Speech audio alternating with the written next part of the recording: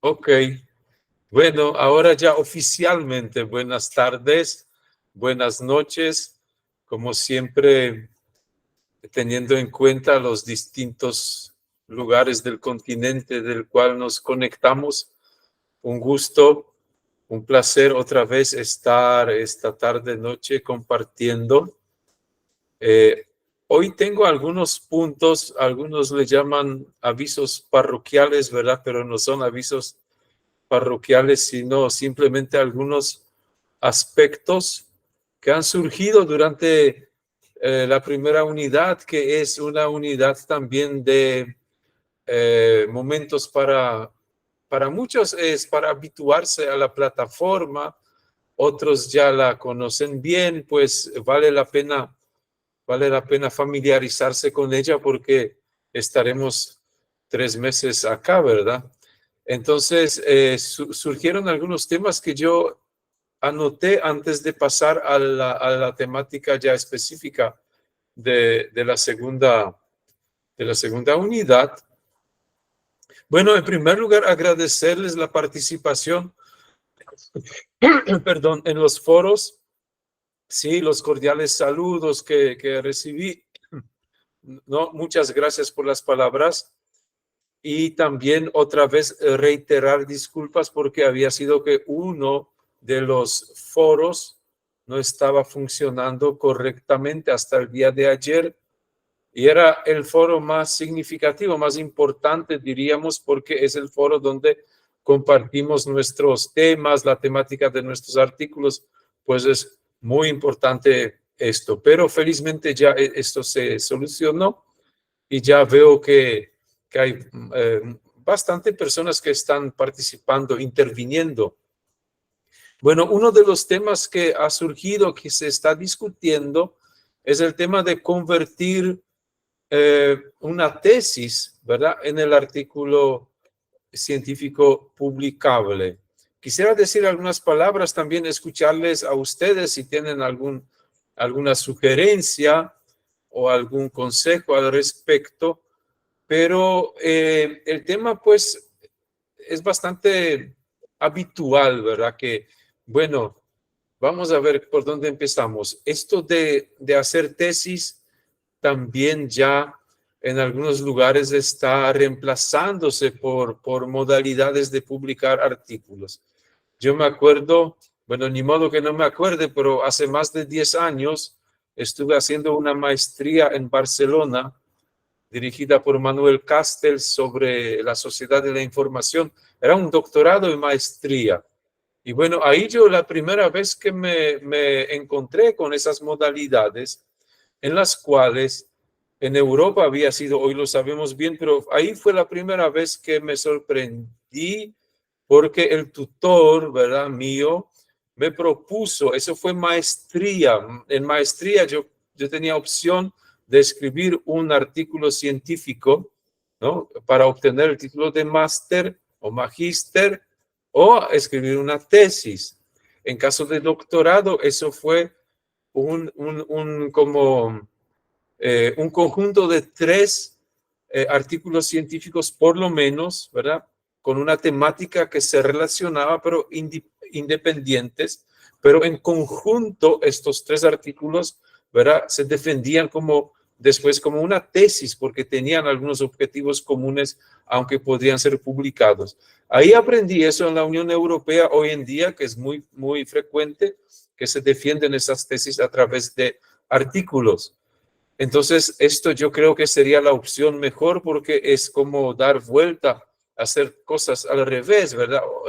Hacer una tesis voluminosa de 100 páginas para después, con el fin de publicarlas otra vez, reducirlas a un artículo.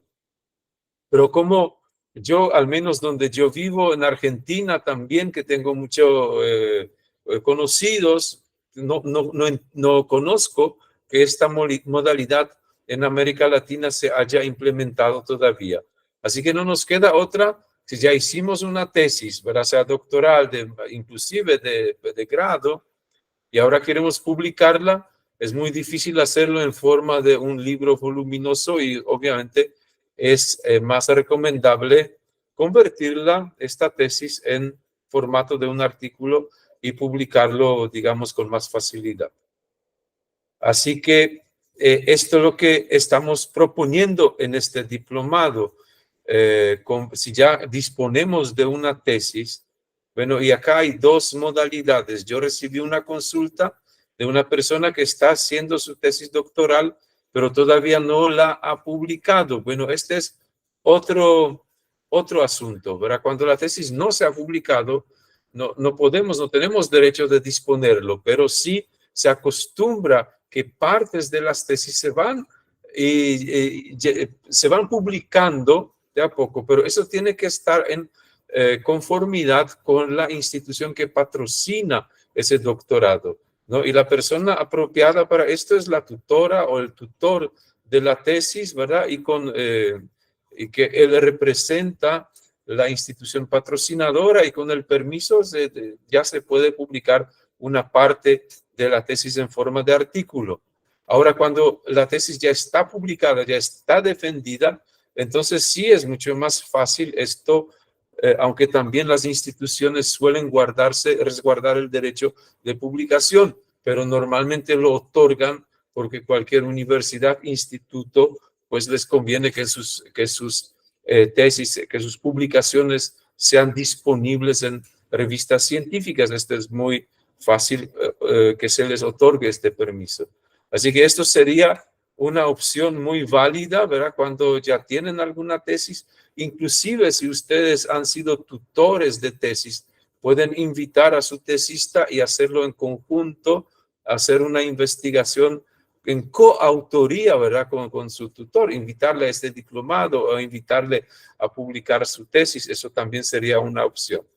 De modo que yo, inclusive con Redilat y con mi universidad donde estoy trabajando, nosotros ofrecemos a veces unos talleres.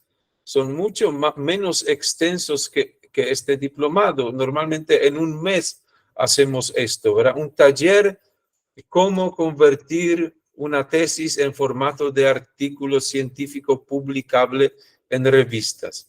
Y como es un taller, entonces las personas se inscriben con su tesis ya y a lo largo de estas 4 semanas le estamos ayudando a convertir en el formato de artículo científico, cosa que es mucho más fácil. Yo voy a comprometerme por de pronto compartir materiales de ese taller, tal vez ¿no? los PowerPoint que estamos preparando, algunos materiales al respecto, y también si esto hace falta en la 4ª semana de este módulo. Siempre la 4ª semana es un poco abierta, si bien tenemos temas bien específicos las 3 primeras semanas de cada módulo, en la 4ª semana hacemos actividades en este encuentro sincrónico que surgen de repente de las propuestas y de la problemática que se comparten acá en los foros y que la comunidad, el grupo de repente desea que sea tratado. Entonces podríamos preparar también algo sobre esto en la 4ª semana. Todo depende de ustedes. Ahora sí, en cualquier momento, si ustedes quieren intervenir, pues sírvanse levantar la mano y abrir su micrófono sin problema, porque este es lo que yo quise compartir en cuanto a este tema de conversión de tesis en artículo. Bueno, por el momento no hay nadie que quiere intervenir, así que no está Jorge, sí, Jorge, Iván, adelante. Y también Agustín levantaron la mano. Adelante, profesor Jorge. Doctor, buenas noches. Buenas y saludo noches. Cordial a todos los colegas asistentes. Pues primero, lo repito, muy contento de estar en este espacio académico. No sé, doctor, si esta pregunta ya la habrían hecho, de pronto no la he escuchado. Tengo entendido que cada revista tiene sus propios diseños o estructuras, lo que llama coloquialmente algunos el armado del documento. Porque la idea es como empezar a hacer el rastreo de información, porque en mi caso particular, pues yo quiero escribir un documento de revisión, pues sobre todo por el tiempo. Y para empezar a hacer pues ese rastreo de información y empezar como a redactar. Entonces quisiera como conocer si tengo acceso a la revista para conocerlas, y para saber cuál es el tipo de estructura que allí se maneja. Doctor, muchas gracias. Sí, muchas gracias a usted, profesor Jorge. Desde luego, claro que sí, yo tenía pensado esto compartir, profesor. Antes que le voy a dar la palabra a Agustín, voy a responder porque efectivamente en la tercera semana, o sea, de hoy en 8, el tema que yo estoy proponiendo para de la tercera unidad es precisamente el tema sobre el artículo de revisión, profesor. Ahí justamente yo quería con ustedes ahondar sobre la estructura de estos artículos. No obstante, también es otra parte de lo que usted menciona. Nosotros le llamamos plantillas, ¿verdad? Plantillas para publicar artículos científicos. Y efectivamente, en las 3 revistas que yo dirijo, cada una tiene su propia plantilla. Y muchas gracias, profesor, por esto mencionar, porque esto me voy a anotar y antes ya en esta semana voy a subir las 3 plantillas en el foro para que ustedes, ¿no? Y también voy a hacer una reseña, alguna información de las 3 revistas, ¿verdad? Que están patrocinando este diplomado. Porque como ya dije hace una semana, esto a nadie se le obliga que presenten esos artículos a las 3 revistas. Simplemente las 3 revistas lo patrocinan y tienen algunas formas de facilitar, ¿verdad?, la publicación de artículos que surgen a partir de este diplomado. Entonces, por eso nomás estoy hablando, y en calidad de editor en jefe de esas revistas, pues puedo hablar en nombre de estas 3 publicaciones.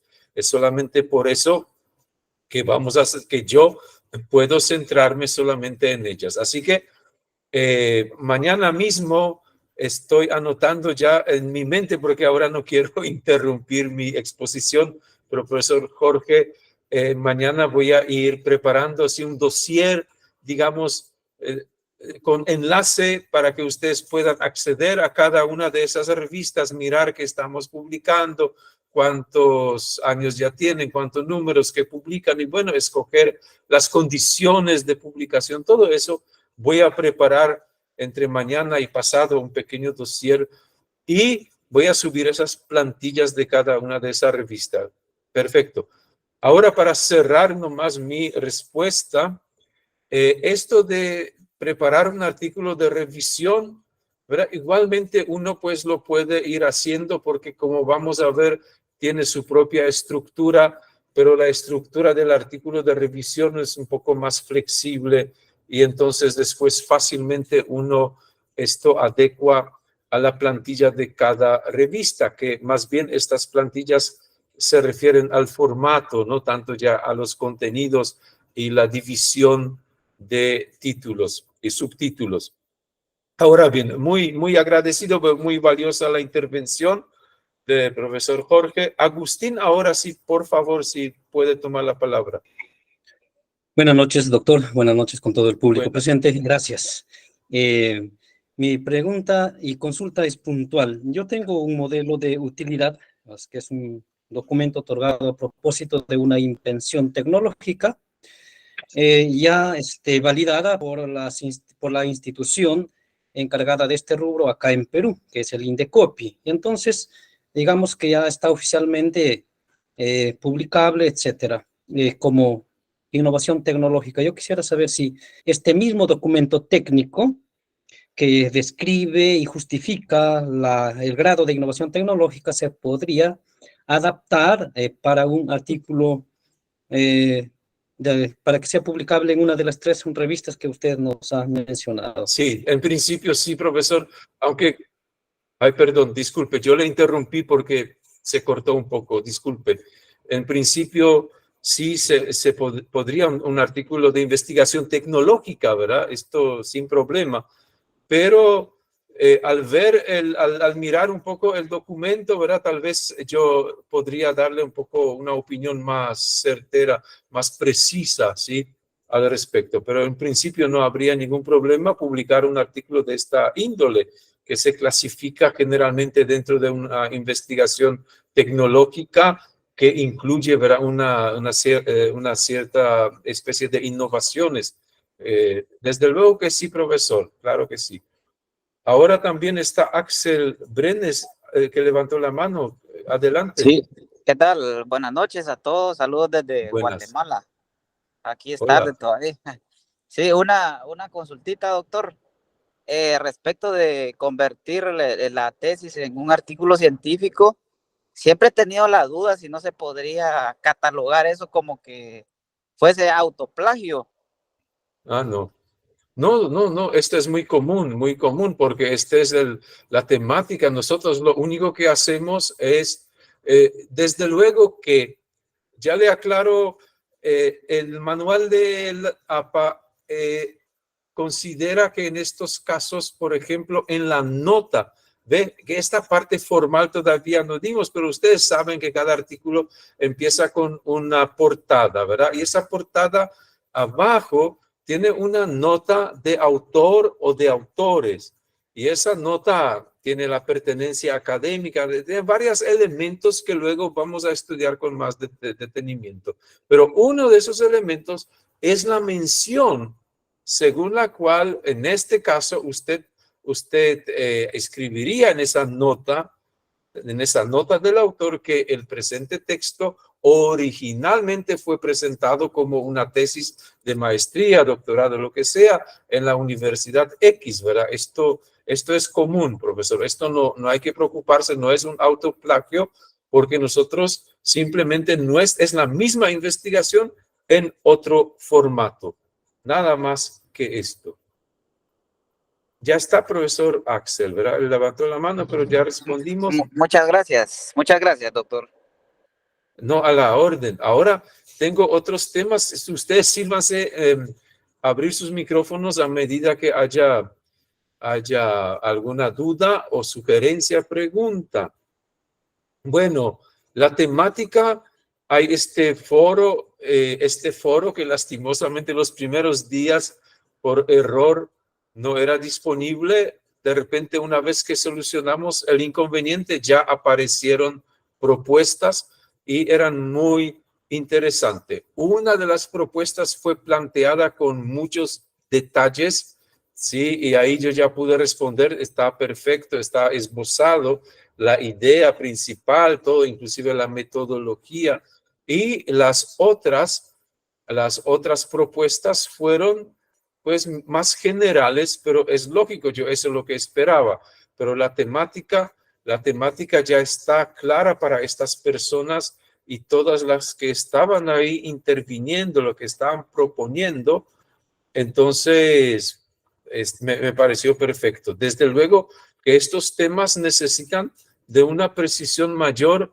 pero el primer paso está dado, ¿verdad? Yo también compartí un material un libro que ya no está en plaza, que escribí tipo un manual para alumnos, estudiantes, en monografías, para escribir monografías, y ahí pues le daba consejos como para seleccionar el tema, y esa parte me permití compartir con ustedes. Tal vez les sirva, pero son cuestiones muy generales, ¿verdad? Como en la selección del tema, procuraron más bien que el mismo responda a nuestros intereses y en lo que estamos involucrados ya, ¿verdad? Académicamente. Esto es lo que más deberíamos tener en cuenta, que no busquemos ahora en esos 3 meses investigar cuestiones que no nos son tan comunes, tan familiares, porque el tiempo de 3 meses es justo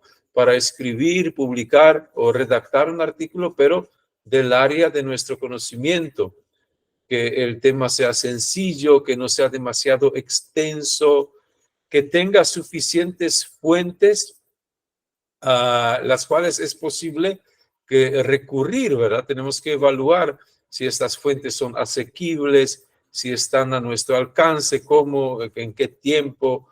Sí, bueno, estas cosas generales deberíamos tener en cuenta. Y estas personas que han propuesto sus temas, que son todavía un poco generales, pues a continuación deberían mirarlos desde ese punto de vista, sino recortar algo de este tema si no es un tema demasiado amplio, si no abarcamos demasiado, pero eso no hay que preocuparse mucho porque, pues, a medida que revisamos las fuentes, ¿no? Y recogemos información, ahí tal vez uno se da cuenta que a lo mejor con una parte, un aspecto de este artículo, una dimensión de lo que quise al principio, ya va a ser suficiente para, digamos, ¿no? Escribir ese artículo. Bueno, entonces vamos a seguir en ese foro. Yo propongo que sigamos ahí compartiendo para ir puliendo nuestra temática. Podemos tomar esta semana, inclusive la próxima, como para ir buscando y precisando estos temas, porque en la cuarta semana ya tendríamos que redactar la introducción, y redactar la introducción implica ya plantear algunas preguntas de investigación, tener suficientes razones para justificarla, su importancia, etcétera. Pero esa parte sí con detalles vamos a ver de hoy en 8, cuando la temática precisa es justamente la redacción del artículo de revisión.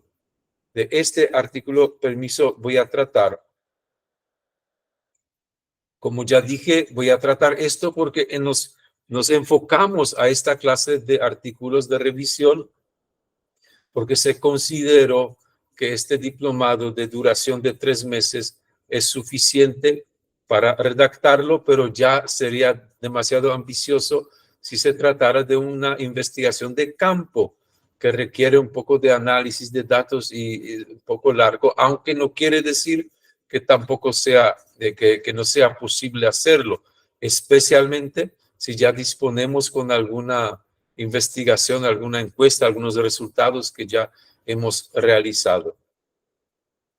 Por último, en consideración a estas preguntas.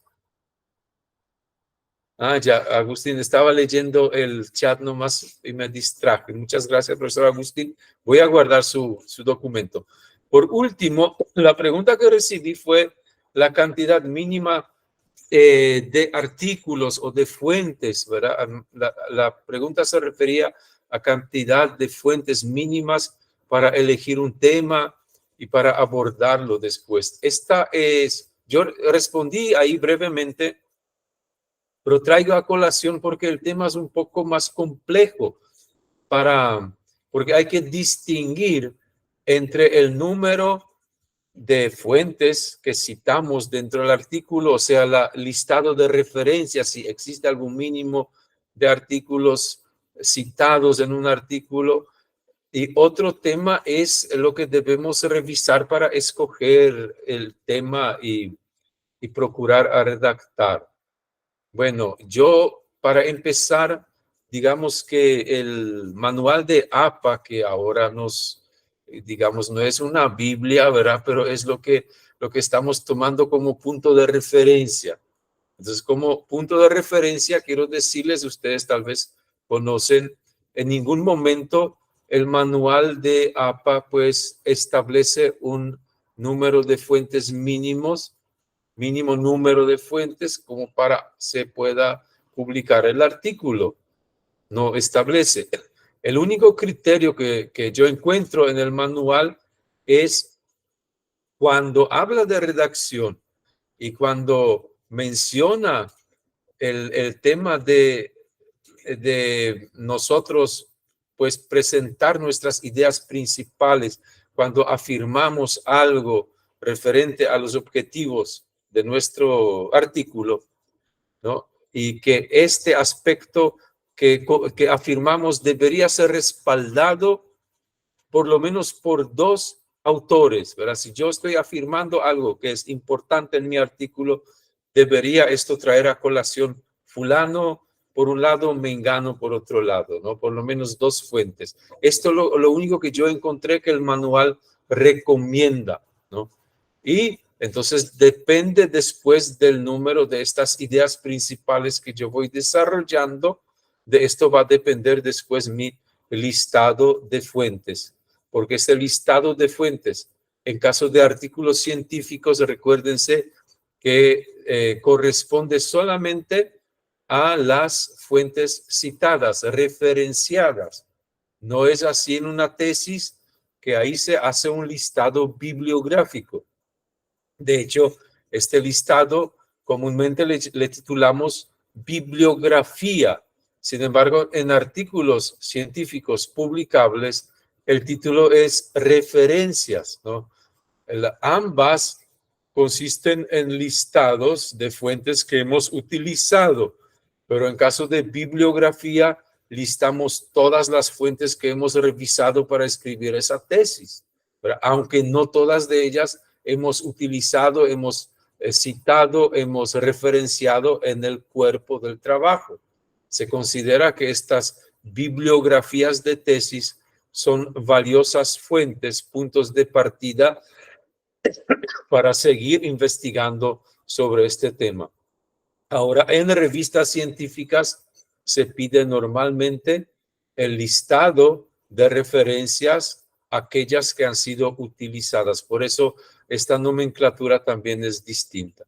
Así que desde mi práctica, yo he visto artículos muy buenos, rigurosos, publicados en revistas que tenían apenas 5 fuentes. No sé si vi 4, pero capaz que sí, no me acuerdo.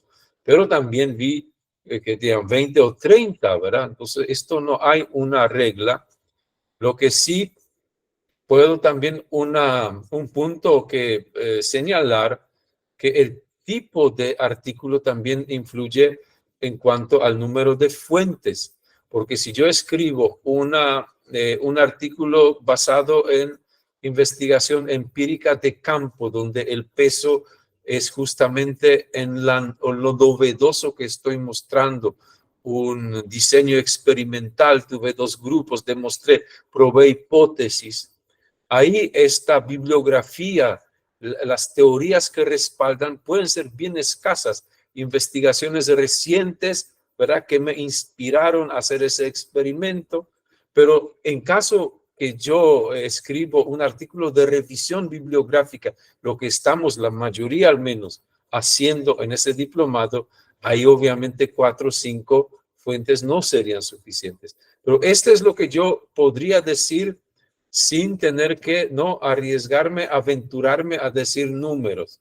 Bueno, esto vamos a ver porque enseguida después en la segundo módulo, todo ese módulo vamos a dedicar a la búsqueda de la información, la búsqueda y almacenamiento de bibliografía. O sea que lo que vamos a revisar ahora es solamente un inicio como para tener un planteamiento de problema, para tener una idea general. El segundo módulo es la búsqueda y la complementación de estas fuentes, de esas referencias, y ahí redactar el cuerpo de este trabajo. Entonces, más o menos, colegas, profesores, este sería lo que no tenía acá anotado antes de presentar compartir la presentación que preparé para esta tarde, noche, que también es la presentación que ustedes pueden descargar. Tal vez ya descargaron porque hoy ya esta segunda unidad está disponible. Entonces, si me permiten, voy a compartir. Acá voy a compartir pantalla. Le quiero decir que al compartir pantalla, ya no voy a ver si levanten la mano, ¿verdad? Entonces yo simplemente, si ustedes quieren intervenir, pues simplemente abran su micrófono y me lo comenten, ¿verdad? Porque es la única forma que pueda haber esta participación. Espero que se está visualizando este PowerPoint, es en forma de PDF más bien, porque el tema es aspectos prácticos de estilo y la lectura esta semana es otro capítulo del manual de la APA. Yo hace una semana ya respondí la pregunta que por qué estos capítulos están entresacados del 6º volumen sexta edición más bien, y no del séptimo, simplemente porque esta parte no ha sufrido cambios en comparación entre cambios sustanciales, digamos, entre séptima y sexta edición. Y la séptima edición, yo me centré más bien en esta parte formal, donde sí hay muchos cambios, y esta parte sí voy a presentarles ya en el tercer mes, durante el tercer módulo. Ahora simplemente quiero compartirle lo que vamos a leer ahí. Esto, sobre estos capítulos versan las pequeñas autoevaluaciones que tenemos al final de cada unidad, que yo les invito a someterse, porque esto nos va a permitir obtener después una calificación y expedir estos certificados del diplomado con calificación, ¿no? Yo no sé si acá en los países del Mercosur, al menos esto se valora más, ¿verdad? Los ministerios de educación, no sé que en otros países, pero cuando se expide un certificado con calificación, como que vale más puntos que un certificado de participación solamente. Pero es algo secundario, simplemente uno puede autoevaluarse a través de esas simples preguntas que son de opción múltiple, selección múltiple, falso, verdadero. Bueno, no creo que esto genere problema. Más aún que de toda esta temática que cada capítulo trata, yo escogí algo que realmente llama la atención y por eso también lo comparto en estos encuentros sincrónicos. Esta también es la razón por la cual la primera parte no voy a comentar demasiado, simplemente para que visualicen que lo que van a leer, entonces va a tratar de estos temas, ¿verdad? De temas que todos conocemos, lo que es el uso del punto, signos de puntuación, coma, punto, coma, dos puntos, raya, barra, ¿verdad? Comillas, eso todos sabemos, pero vale la pena revisar esto y tener esos capítulos de APA a mano, ¿verdad? Cuando estemos redactando como un texto de consulta, porque sabemos el uso de coma, punto y coma y todo esto, pero de repente ahí se nos especifican algunos aspectos propios a esta clase de redacción, a ese estilo que queremos enfatizar en este diplomado. Y de todo eso que acá les muestro, yo quisiera como ejemplo compartir nomás el uso de raya y barra, ¿sí? Raya, no raya, perdón, guión y la raya, ¿sí? Ahora lo ven mejor. ¿Por qué esto? Simplemente porque veo que al menos en la universidad donde estoy, en las revistas que me llegan artículos, veo que se confunde y es tan normal que se confunda porque es difícil a primera vista distinguir un guión de una raya, ¿no? Simplemente la raya es un poquito más ancha, ¿sí? Más amplia y guión más pequeño.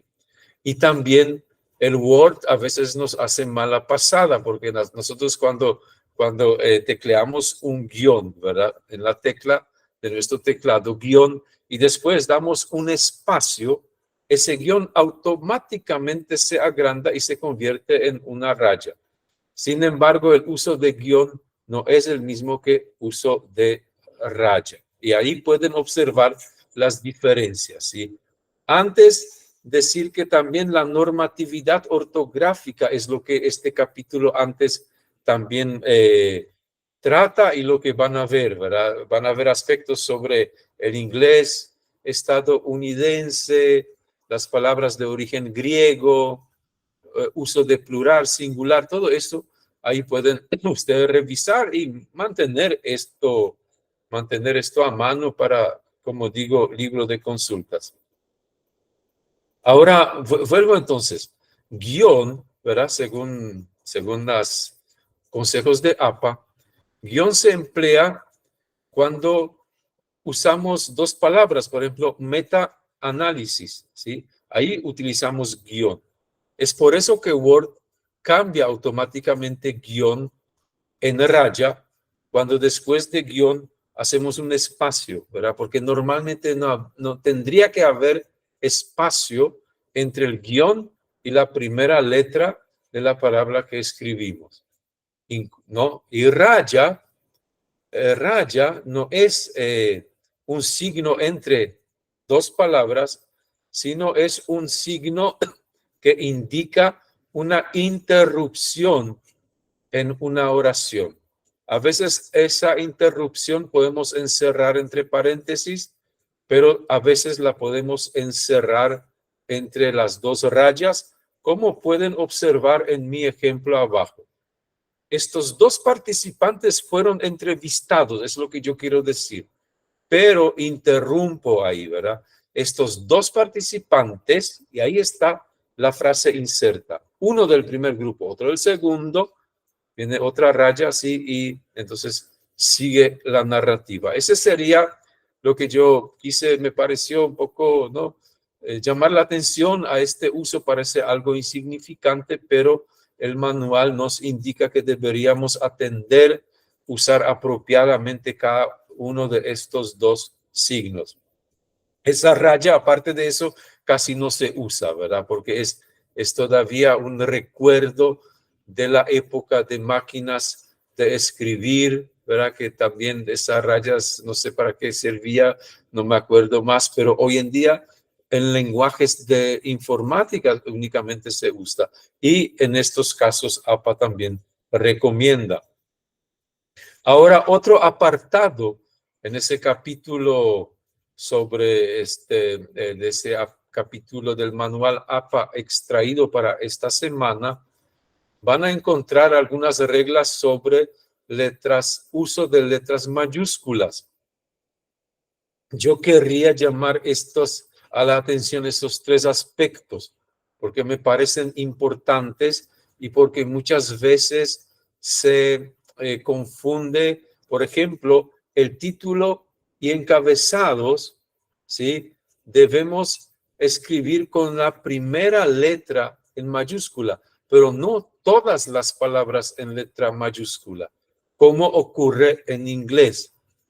Entonces, eso yo quisiera llamar la atención para que tengamos en cuenta, porque observo que hay una costumbre de colocar los títulos escritos con letra mayúscula cada palabra de este título.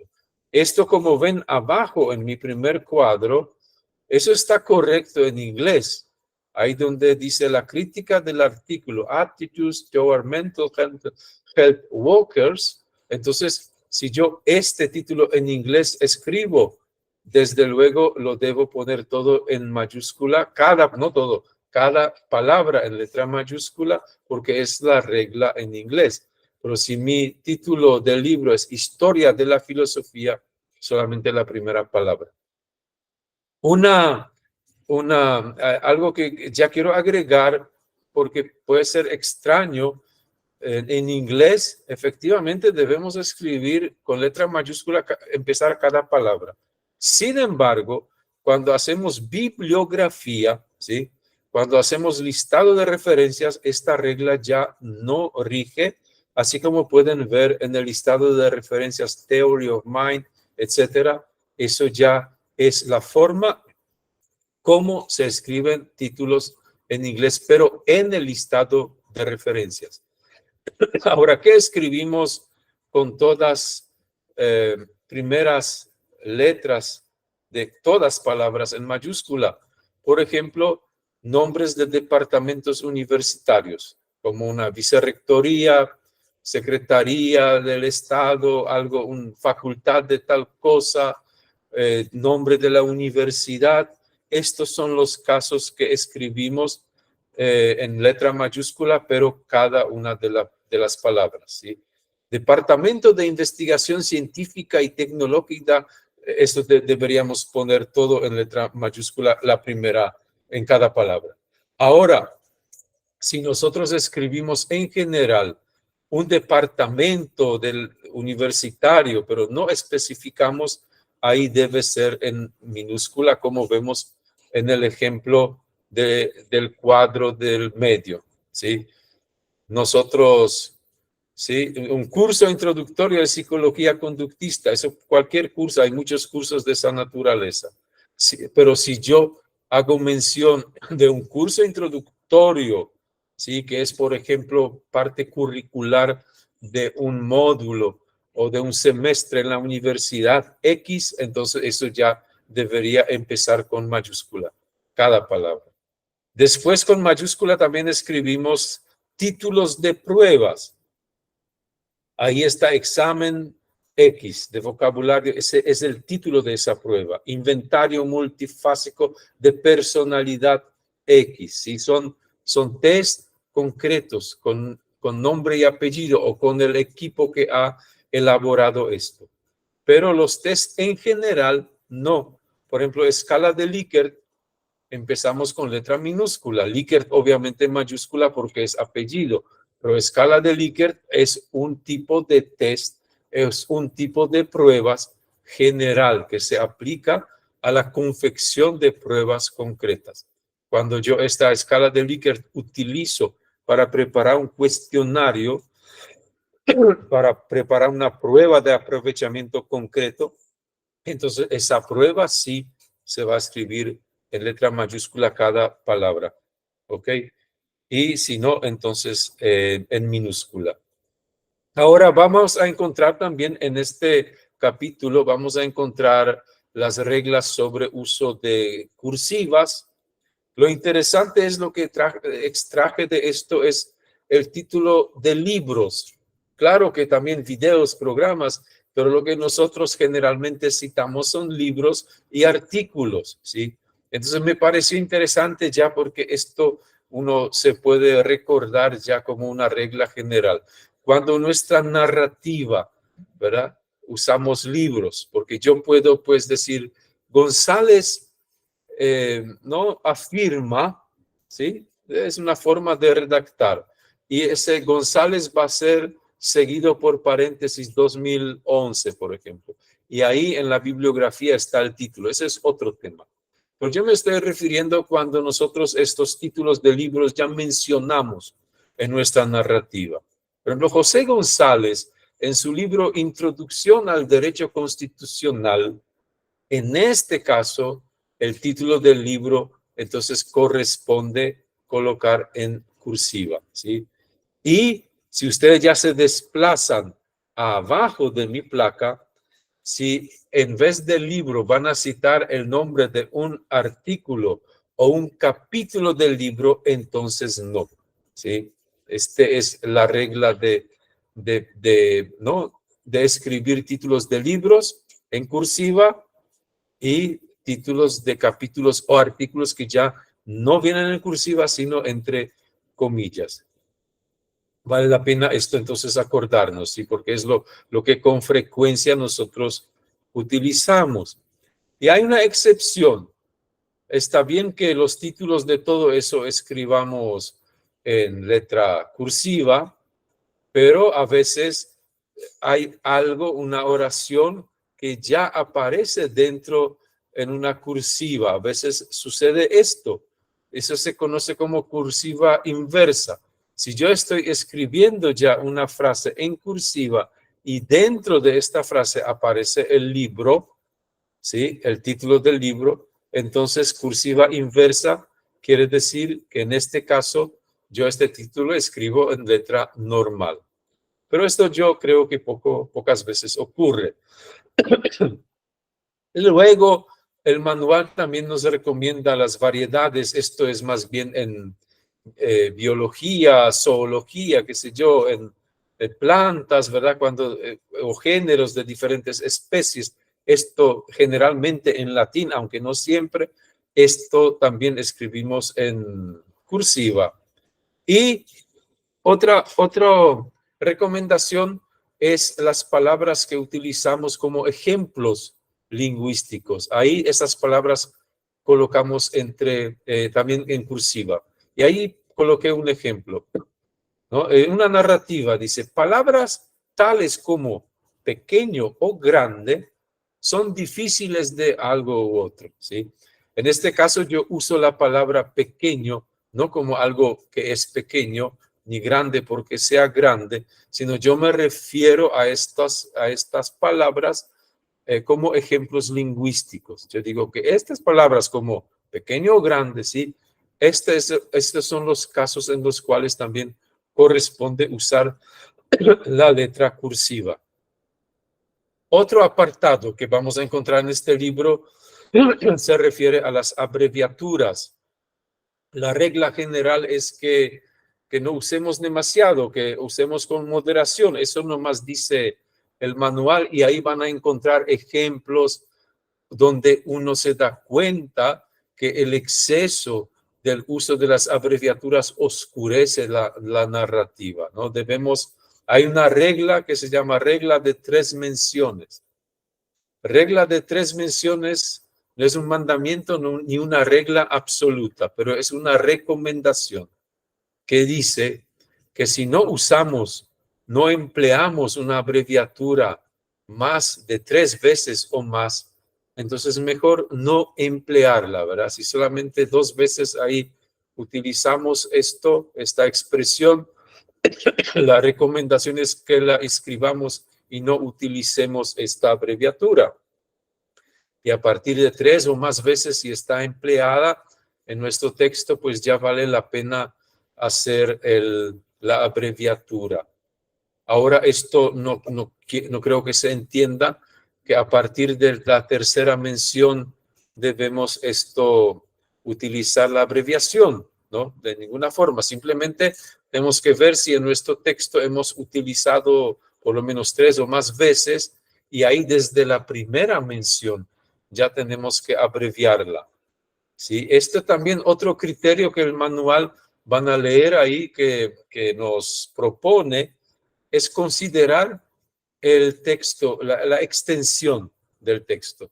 Si el texto, mientras más extenso es el texto, es más fácil que estas abreviaturas el lector se va a olvidar, ¿no? Entonces es otra vez más recomendable usar cuando el texto es corto y el lector va a saber lo que significa, que el texto es largo y después no va a saber de qué se trata.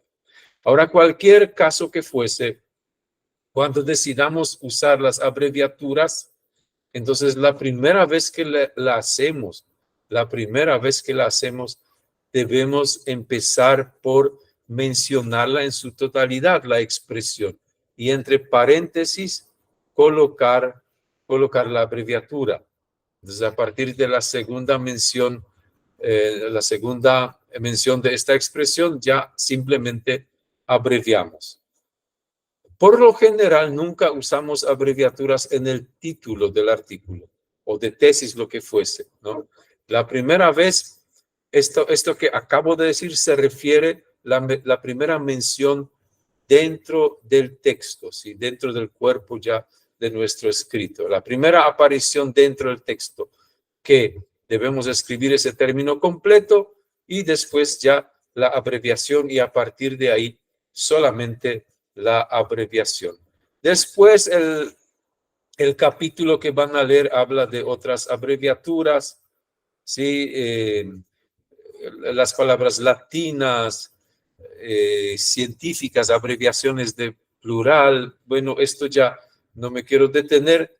Como dije, esto no siempre uno usa, pero es bueno tener este capítulo y el anterior ahí siempre a mano como para consultar cuando surja el caso.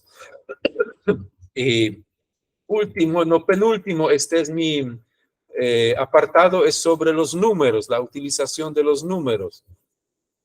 Yo, por ejemplo, muchos años no tenía en cuenta porque esto es muy diferente en español, diferente en otras lenguas, pero en español había sido, no, ya lo sé, hace tiempo, pero al principio no me fue algo nuevo.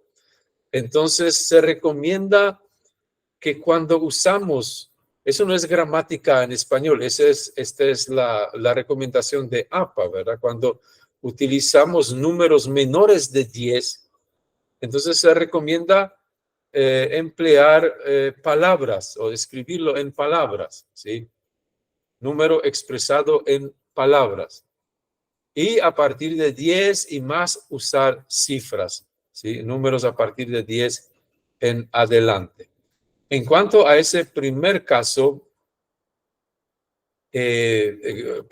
quiere decir números expresados en palabras, se recomienda que el primer número que aparezca al inicio de una oración siempre se use de esta forma, o sea, que se exprese en forma de palabras. Y acá tienen ejemplos, ¿sí?